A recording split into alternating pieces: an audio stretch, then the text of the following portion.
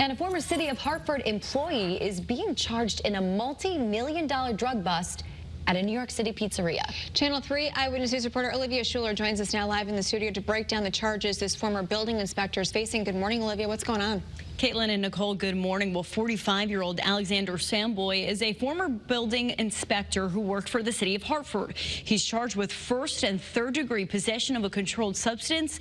This all stems from a bust back in October. Investigators in New York say it's one of the largest seizures they've seen in the Bronx. Police say Samboy was involved in trafficking millions of dollars in illegal drugs. He was one of the 3 men charged. Investigators say on October 19th, he walked out of a pizzeria with a backpack. The backpack was seized during a traffic stop with 5 kilograms of cocaine inside. Mayor Luke Bronin says that Samboy worked at the capital city as a building inspector, but resigned from his position after he was first charged back in October.